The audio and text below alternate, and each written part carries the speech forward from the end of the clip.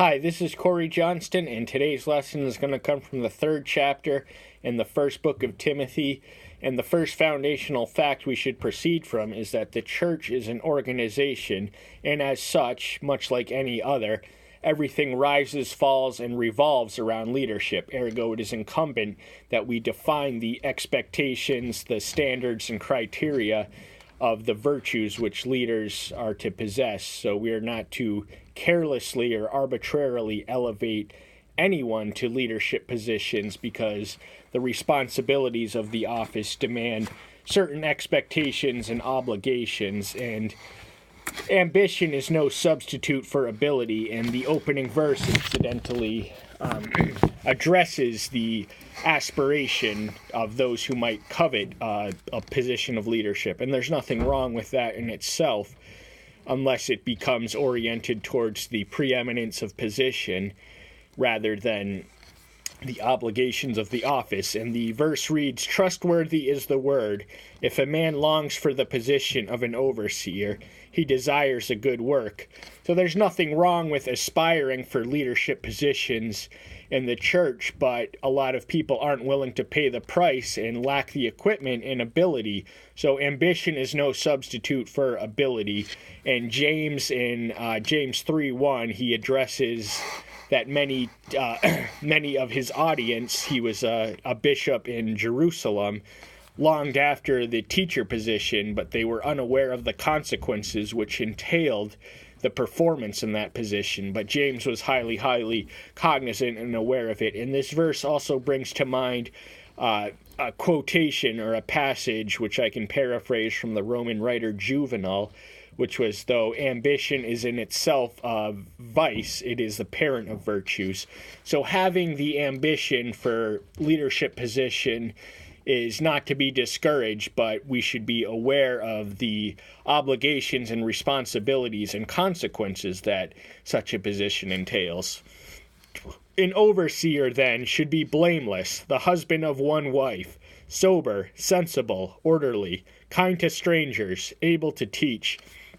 Overseer is alternately translated as bishop, and in the early Catholic Church, a bishop's jurisdiction encompassed several, a general geographical area comprised of several local assemblies. But in the primitive church, a bishop was a local pastor so it was more numerous people held the position of bishop before it got stratified to the hierarchy which developed.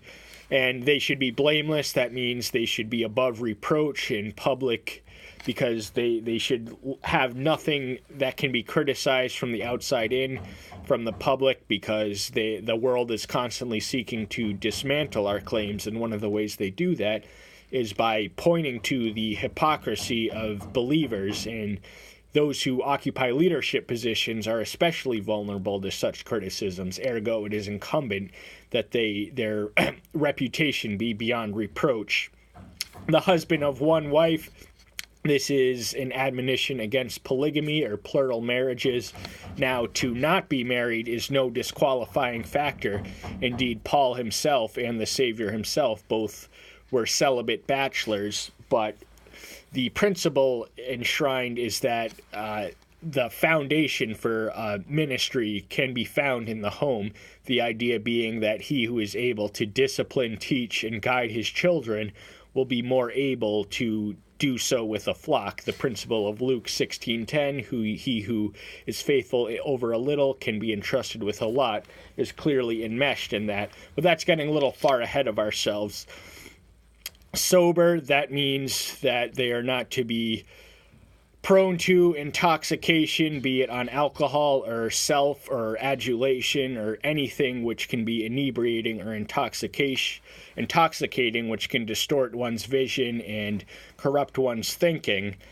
Sensible, that means not prone to strange fantasies or wild musings, but to be sensible is self-evident. That just means to have common sense and to wield it. Orderly, now the church is an organization, and as such it requires orderly management, and it should be arranged accordingly. and with wisdom and discretion, kind to strangers. Now, hospitableness is the minister's jurisdiction, and care is not exclusively confined to those who are, strictly speaking, under their flock, but we are to extend care and hospitality to any who cross our paths, not necessarily those belonging to the flock or our jurisdiction. Able to teach, that is self-evident. One of the now, preaching is a teaching platform of sorts. It is one of the means. Now, any sermon worth its salt is instructive, so it is incumbent that those who speak from the church platform are able to teach. Not given to wine, no brawler, but gentle, not quarrelsome, not covetousness. So we already elaborated on the not given to wine. Now, abstinence is nowhere commanded in Scripture, but drunkenness is always condemned as a sin. And the remainder of these outlines and expectations essentially entail a common denominator of not being provocative or pugnacious merely for its own sake. But when a principle is at stake, then we are to be fighters for what is good and uphold what is right. But we are not to be confrontational for its own sake, and not covetous. That is the tail end, the 10th commandment in the Decalogue, and really all the 5 preceding righteous commandments in some sense always stem from covetousness, which is the longing to take that which does not belong to you. One who rules his own house well, having his children in subjection with all reverence. We earlier mentioned much of this principle, the idea being the family is a microcosm of the assembly or nation, in that it is comprised, every macrocosm is comprised of several microcosms, the family being the basic unit of society and the church. And so the idea being that he who is able to discipline, teach, and guide their children will have the proven criteria for which the foundation to exercise such authority in an ecclesiastical scenario. If a man does not know how to rule his own house, how shall he look after an assembly of Elohim? This is self-evident, and we've already said much of what we could have said before reciting that verse that we could have saved for after, but we're not going to dwell on that. Not a new convert, lest he become puffed up with pride and fall into the judgment of the devil. So those who are new to the faith, they carry a certain energy and have a propelling, an engine of sorts to the dynamics faith, and they bring a certain perspective which we are to cultivate and be mindful of, but we are not to entrust them to positions of authority, because when zeal and enthusiasm exceed maturity and discretion, then that's a recipe for trouble and failure. And now puffed up to pride, now in some sense anyone who exercises authority is vulnerable to such a temptation, but the consequences for failing to perform as one should according to the outlines and expectations is to fall into the judgment of the devil. So there are it's really literally a heaven and hell consequences for how we perform in the ministry assignments to which we are called. And Paul is very, very much aware of this, unlike many would-be aspiring pastors to whom he addresses via proxy of Timothy. Likewise, attendants are to be reverent, not double-tongued, not given to much wine, not greedy for filthy gain.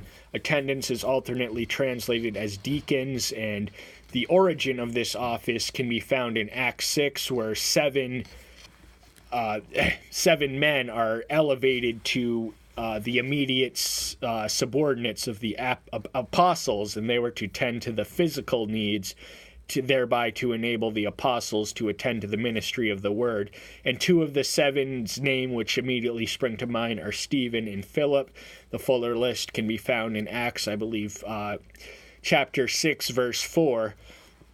But the principle is reflected at the lower level of assembly. Now, nearly every local church has deacons which attend to the more utilitarian functions of church maintenance and assistance to the pastor, which enable him to concentrate on the more spiritually significant items of ministry.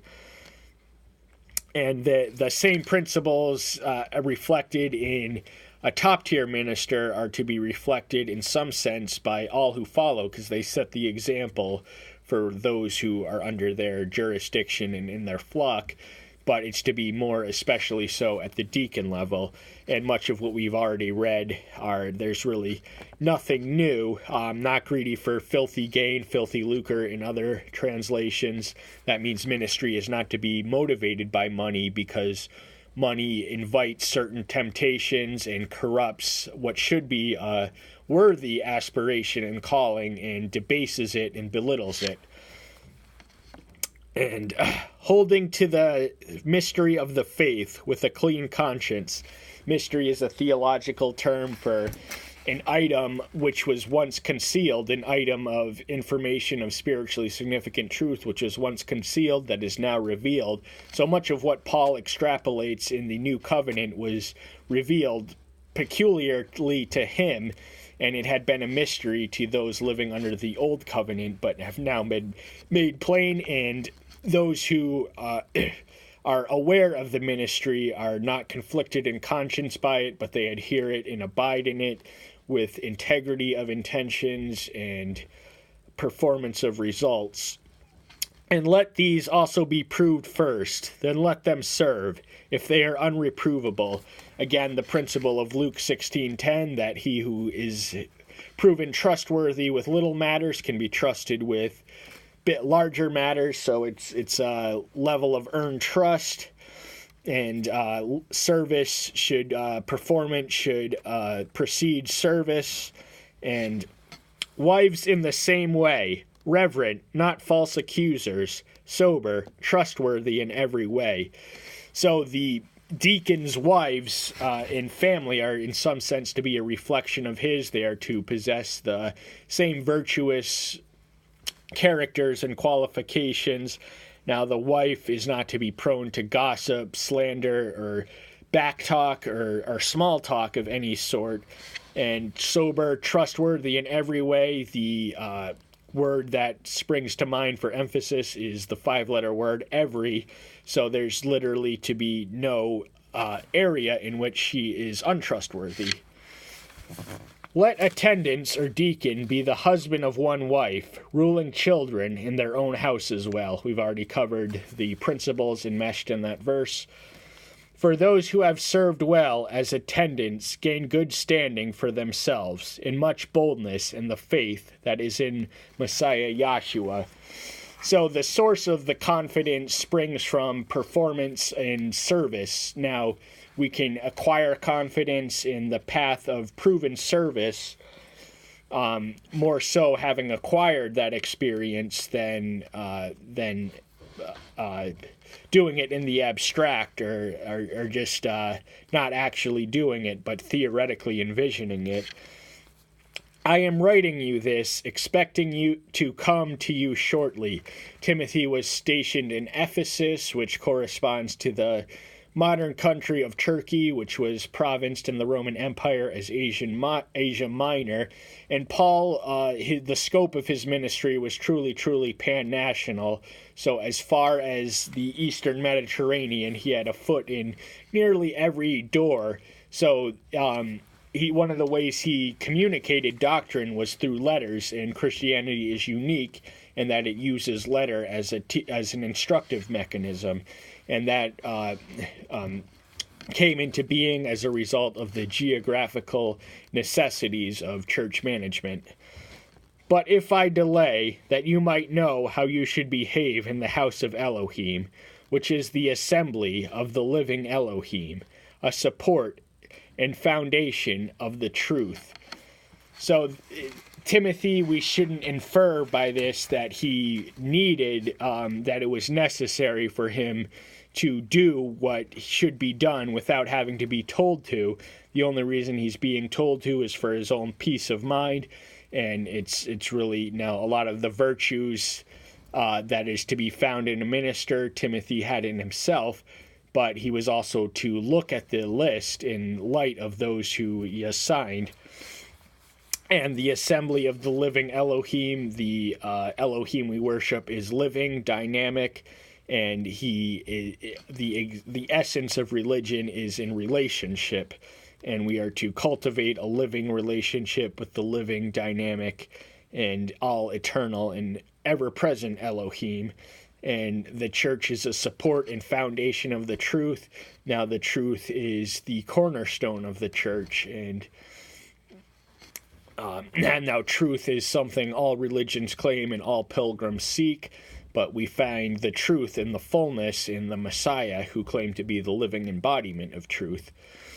And beyond all question, the mystery of reverence is great, who was revealed in the flesh, justified in spirit, was seen by angels, was preached among Gentiles, was believed on in the world, was taken up in esteem.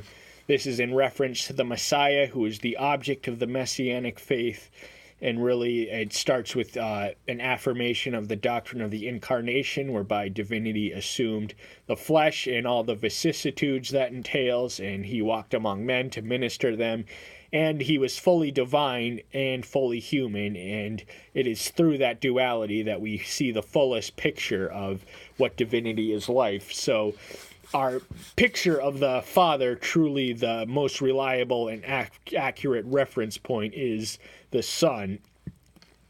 And also, he was justified in the Spirit. That means he's declared justified is the theological term for declared innocent at the judgment, and we are vicariously righteous through the appropriation of his alien righteousness, which is imputed, not imparted to us on our account at the judgment for those who exercise faith in the atonement.